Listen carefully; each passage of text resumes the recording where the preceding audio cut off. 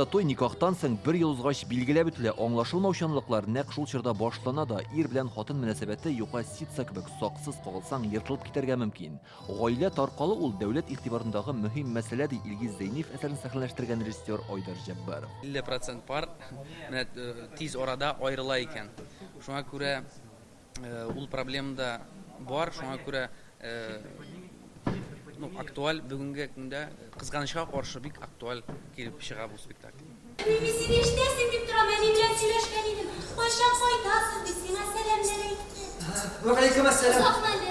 Спектакльдә 4 пар тормышы тасвирлана. Кемдер җиләк кебек хатынын бар дип тәбелмичә телефонга багынып утыра. Икенче берәү дөнья куа аңа акча җитмәй. Яшь ханым сөю назга мохтаҗ. Әлегә өйләнмәгән Ришат Әхмәдуллин Ситсатой спектаклендә гаилә башлыгы Дилүс ролен башкара. Алдагы тормышым өчен бу гаилә дәресе ди. Безнең гаиләдә проблема шул, минем хәләҗифетемә игътибар җитми. Мин гел эштә, эш белән мәшгуль, акча эшлим, аңа игътибар җитми, ул өйдә утыра. Спектакльдә ир яисә хатынның гади генә булган ихтыяҗлары канәгатьләндерелмәүдә аяныч хәлләргә китерә алуы тасвирлана. Алина Мөдәррисова битенә кершән сала, үзе спектакльдәге Хәния образына керә. Менә һәрбер гаиләдә үз авырлыклар була, аларга ничек тә булса юл куярга кирәк.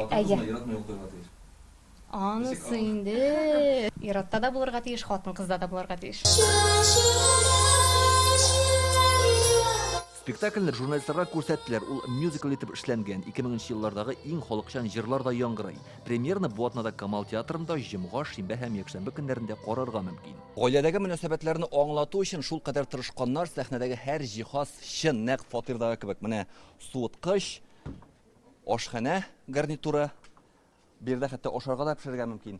Су да килә. Әлбәттә, тормыш булгач, савыт-саба шалдырамыйча тормый, иң мөһим вакытында сәбәбен ачыклап, уртак тел таба белергә кирәк диләр. Монда хәтта инде менә аерылыша торган, язмышлары кыл өстендә торган гаиләләр дә әлеге спектакльне карагач, моннан дуслашып, җитәкләшеп кайтып китәчәк диләр. Илдар Сафиуллин, Игорь Романов, Яңа гасыр каналы.